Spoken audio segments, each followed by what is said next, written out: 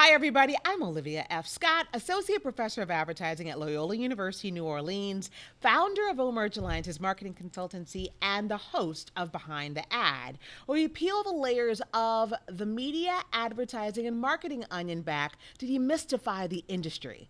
So today we're going to talk about the survival of the media fittest, print. And let me make the term plain for you, media. A medium simply is a means to get something from one place to another. To us in communication, mediums are a means of getting messages from a source, often a brand advertiser, to an actual audience. Print media, most notably and very broadly, magazines, newspapers, direct mail, and catalogs, have been around since the invention of the printing press. And even before then, in Egyptian culture, using papyrus paper. So, alas, today, let's talk about the fact there has been a pronounced shift from print to digital media in the first 2 decades of this century. According to editor and publisher and the Pew Research Center, total estimated weekday circulation of U.S. daily newspapers was 55.8 million in 2000, but it dropped to 24.2 million by 2020. And in 2007, 591 North American publications folded, followed by 2008, approximately 525 publications folded in North America as well. Now, see, I remember that time very well because from 2008 to 2009, I was the associate publisher of my beloved Vibe magazine, which I'm representing today, all right? We made it through 2008, but succumbed in 2009, and there have been numerous other casualties along the way, such as Life, Newsweek, Cosmo Girl, and so many others. But today, it's interesting that the number of magazines are maintaining and actually growing. So this whole notion of print being dead, we really want to talk about. So no matter if you are a publisher of content, a print media fan, or an advertiser who just loves the tactile nature of the medium, let's talk about how we can keep print alive. And here to join me is the one and only Robert Witkowski. Robert is the creative director of Where You At magazine, which is a venerable and highly demanded publication in New Orleans. Robert has been a creative professional with hands-on experience for over 25 years, delivering compelling graphics, captivating illustrations, and award-winning designs. Successfully navigating technological advances and shifting sensibilities, Robert has worked in organizations ranging from nonprofits, small businesses, to multinational corporations, including a Fortune 500. So I am so happy to have you with us today. How are you? I'm doing great. Thank you for having me. Oh, I love print, and I have this edition. I keep Where You At. No matter where I go in the city, I always pick it up. So I'm so happy to have made your acquaintance. So thank you for joining us. Well, I'm glad. It's nice to know we have a loyal reader. You have many loyal readers. Let's start with that. Can we just, for a second, what is your circulation right now? Our circulation's over 25,000. Okay. And how has that been doing over the past several years? It's been growing over the last couple of years since my tenure. Keeping in mind we're coming out of COVID, but I think people are more and more interested in tactile print, I think is a good way of saying it, particularly if they're new to town and they don't know where to get their resources. So they gravitate towards those publications that are out there to tell them what to do and where to do it. So, everybody's saying print is dead, but you're here telling us you're growing, actually. What are some of the elements which are driving the growth of your publication and keeping it, just maintaining it? I think there's a shift, as you were talking about earlier, with a lot of media. And I think people are finding that as they get into the digital media of places and things like Yelp, and you're going to Eater and places like that, they're coming up and seeing the same places over and over because so much of that has evolved into a pay-to-play. And there's sort of a distrust anymore, and I think that's building. Whereas if you wind up looking at a publication like this, particularly any local lifestyle entertainment magazines, Boston Magazine, New York Magazine, and including Where You At, you're going to look to see what's out there because those publications are not going down that road. They're still out there trying to bring the best information out there to keep people reading. Got you. So for those with a print publication, please enlighten us as a leader who's growing. Enlighten us regarding which industries are actually keeping print alive. Well, I think there's so many different segments, and some of them are smaller than others, but they have very passionate and loyal readerships. So you definitely see entertainment magazines. If you look into any, bookstore or pharmacy or anything like that, you'll still see magazine racks, and they're still full. Even the checkout lines at grocery stores. Us Weekly's still there. TV Guide's still there, believe it or not. Right. And all these other publications, because there's still that point of purchase, what's going on in the world situation that people want to read, and they're just voracious. And big pictures are still really sexy compared to the little tiny pictures on the phones. Do you ever see a time, in your personal opinion, in which print publications are going to be gone? I do not. And I think we're in a situation of evolution, for lack of a better term. When the Betamax came out and cable TV came out and DVDs came out, everyone was long predicting the death of movie theaters. And while there are less movie theaters, they've compartmentalized and evolved in a lot of cases. And so there's fewer movie theaters, but each of those movie theaters have more than one screen anymore than they used to. So now there's actually twice as many movie screens as there used to be. And we're streaming movies left and right. So clearly there's something happening there. I think it's a similar situation when you talk about some of the larger corporations, Newsweek, Time, et cetera, that have suffered through this, recent, digital age, if you will. Those tended to be overblown and maybe slightly bloated industries. I mean, you're talking about, the concept of too big to fail. And I think no one really gauged the power and the impact of the internet early on. And so you saw that happening. But you look at other publications like Vogue and Entertainment Weekly again, and you see those companies that have embraced the digital age, worked with it to promote their publications. And, all throughout all of this, you're still in an environment where there's over 800,000 publication employees worldwide and over 70,000 publications. So, yes, it's pared down, but that's the nature of business, and these are all still businesses. Something else I heard that you were just saying is an audience. Like Time, Newsweek, super broad-based audiences, but when you have more of a niche that you're serving, a Vogue magazine or even a Vibe magazine, which again, bad example, but they still find a way to specifically serve an audience. Can we talk about where you're at? Sure. I mean, where you're at is definitely very New Orleans. It's when people come to New Orleans, whether you're a student, whether you're visiting, or whether you're a local, you're going to learn something about the city you may not know. You may get an inside track. Part of the success of internet companies like Airbnb and places like that is that people want that immersive, in-the-know experience.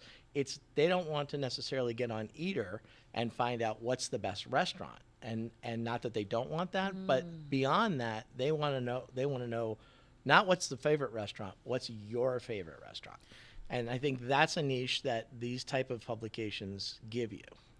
And I think, when you talk about a medium, right, where you're at is a trusted medium to provide information directly to an audience. We're going to come to you as a resource of information. Absolutely. So will you talk with us about the connection between readership and magazines folding? There's a direct correlation between magazine readership and publication survival. How can a publication drive demand with an audience? Well, I think like anything else in terms of the evolutionary process, business-wise, magazines that try to stand alone and not embrace the digital age are in all likelihood going to probably fail, the way that a online company that is only going to be online is probably going to fail. While that doesn't seem to make sense to a lot of people, if Amazon wasn't worried, they wouldn't have billboards in print. They wouldn't have the sides of buses and billboards in print. They wouldn't have subway markers and the trains because people are sitting there and they're looking up and they're absorbing it, whether it's consciously or subconsciously. And that's all going on. And you look at the digital age, if the computer age was the end all, then there wouldn't be PC Magazine or iMac Magazine or any of those. So people are still looking for that next level of information, and they also want an objective viewpoint. They don't want to keep getting the information from the source. And I think you're seeing that more and more with, news organizations that are largely online. and the mistrust that's coming behind that. Where's that coming from? What's the authoritative source? People still want to know. We haven't talked about the advertising piece of this, right? So we talked about the demand from the audience, but then advertisers, what is it you feel that you do uniquely to keep advertisers choosing where you're at as a publication to reach an audience over others? Well, all the publications and all the mediums that you talked about basically are advertising based. I mean, magazines, radio, TV all started as a way of sending out the message of what to buy to gauge shoppers. But you can't look at ads all the time, so they started adding content to make people watch it. Boxing, football, etc. Country western music stations. And of course, with us, magazines are going to be looking at, in the case of Vogue, fashion forward thinking. And for city magazines, it's going to be what is going on and what is the history of what's happening now, and then how do you get clued in and connected. So what's nice about that is if you know what that medium is, and I think this is why niche publications are getting are growing in some ways, that is a very definitive pre-qualified buyer that's reading that magazine. So to your earlier point, if you're looking at Newsweek or you're looking at a newspaper or you're looking at Time, and maybe even perhaps Vibe, you had a probably broad base of people that was going for sort of a, darts on a barn motif, where they're just putting an ad in and hoping to catch the right demographics. Whereas these are extremely narrow, because if you have someone who is interested in the Mardi Gras parades and the culture of New Orleans, then you know that if you're a Creole restaurant, that advertising is more than likely going to work for you. This particular segment is really about the 5 ways that we can evolve print media and that it's not dead. That's one, having a niche. Can you give us a few others? Yeah, I think that when you're dealing with print magazines, there's a lot of opportunity. And again, it's a matter of which publications embraced that and ran with it. So if you have an article and you have a certain amount of room on a page, that's fine, but you'll notice that there are more and more publications that have QR codes or have website demographics that you will be able to go over and read more information. So this will give you sort of the lead, the meat of it, but if you want to get into the fine tuning and the details, that's all on the website, because of course the website part of that article is endless. So you can add in recipes, you can add in details, you can add in a bunch of other things. So I think that is something that magazines can do. And, in an inverse order, you can find websites and stuff that intrigue you. And you see this oftentimes with newspapers. They'll give you sort of the clickbait, as a lot of people refer to it, in terms of a headline and the first paragraph. And you either click to go in and read it, or you go out and buy the newspaper. Gotcha. So a website is critical. I have a couple of students here at Loyola who have zines, which are becoming very popular. Absolutely. But what I'm hearing is that you have to have a digital aspect as well. Yeah, I think you have to. You have to have a digital aspect as well. And how the advertising and stuff gets into that is obviously going to be paramount to the viability. Okay. All right. To talk to us also about events offline, whether it's, not having a print publication or online. Do you all have events you guys sponsor or you show up at? We have a lot of events. Yeah, actually, we are sponsoring. We have a large event that we try to do it quarterly, but they're basically mix-offs. We try to get the bartenders, and we'll have some kind of an event that we had one in the spring that was the margarita mix-off. We have one coming up in December that's going to be the Bloody Mary mix-off. So we have those type of things. But then we also are sponsors for a lot of the activities in town. So we are a sponsor at the French Quarter Festival.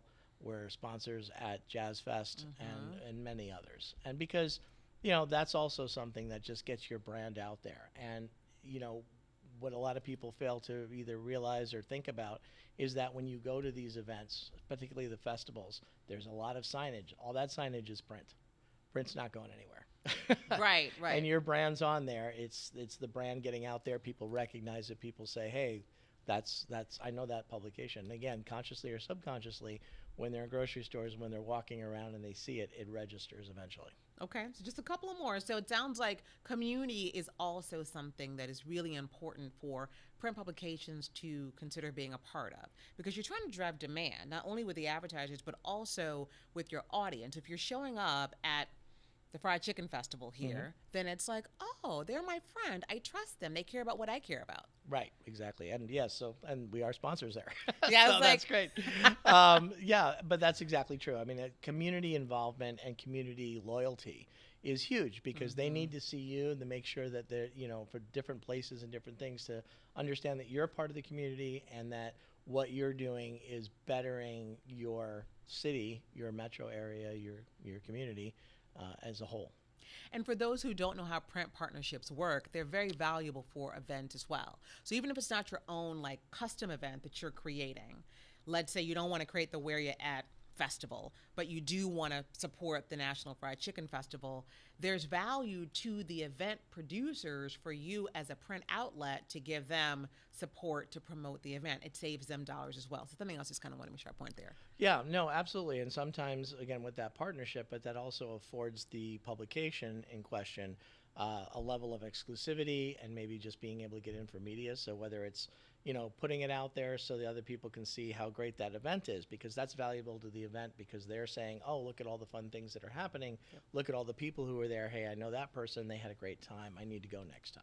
So it's not always necessarily in the moment. You're building for the future. And I think that's something that's paramount to any publication and any business, is you really need to look down the road and see what's coming. Okay, so as we conclude this lovely conversation, I could talk to you forever. We're dealing with students here, and whenever I ask my students in class, have you read a magazine in the past year? Have you touched a newspaper? Like 2% of them say yes, right? Now, I think they're all using the publications digitally, but they're just not touching the actual publication, right? So what advice do you have for publishers or for those who are just interested in the platform to keep this platform alive, this actual industry alive? Well, it's interesting because, like anything, vinyl records went away for a while. Now they're back bigger than ever. I see that happening even with my own 20-somethings. They're already getting tired of being online all the time, being at work, being at school, being wherever they are, and just having to just stare at a screen. Some people are getting to that point now as they get older, where they're looking to unplug in a real way, but they still want to read stuff. So you're seeing people go to beaches and they're not bringing their laptops, they're bringing books, they're bringing magazines. You're on the fly and you're getting somewhere where you don't have connectivity. You want to make sure that you have something to read on an airplane or whatever. So there's a lot of that going on. And I think, again, like the previous examples of movies and records and things like that, there's always going to be a place for it. Now, how viable is up to that publisher. What is their content? Who is their audience? And how are they going to evolve it? But I don't see print going anywhere. I think it's just going to be a support system to the internet, the way the internet will be a support system to it. All right. Well, thank you so much. What we got today from Robert Witkowski is the 5 ways are having a niche, right? Really having an audience for your publication, making sure that you really include the website. The website's critical. We all know that. Young people know that. But I think for publishers and many of us who are older, like AARP is the #1 magazine in terms of readership with over 23 million in circulation, right? So it's older though. But for this next generation, like you got to have a companion that is a website. 3, making sure that you show up with events, you show up outside of publication. 4, you have a community element that you always show up for your community. That's always going to be really appreciated. And number 5, making sure that you are staying connected with this next generation and showing up in a way that is present for them. It's not perhaps going to be the digital for them all the time, because they're going to fade, they're going to fatigue too. Sure. And they're going to need this something, but maybe this something looks different. Perhaps it does become much smaller. Perhaps it's more of a brochure. It's something different, but not completely doing away with the publication, the printing of it. Anything else you'd like to share with us today? I thank you for your time. I think this is, the Loyola program is wonderful, and I think it's really important, particularly going forward, that if people are learning how to do things digitally, how to build a magazine or an e-zine, don't forget the print, because even though it may not be in front of you and it may not seem important now, it will come up and you'll cross paths somewhere in your career and you'll have to know it. Absolutely. I'm a huge fan. I have been reading magazines since I was a little girl, and I still get Yoga Journal, I still get Shape Magazine, and I still get the New Orleans magazine. So it's like I still have to touch it, Yeah. So anyway, so thank you so much for joining us today. Thank you again. Thank you all for joining us for this edition of Behind the Ad. I'll see you soon.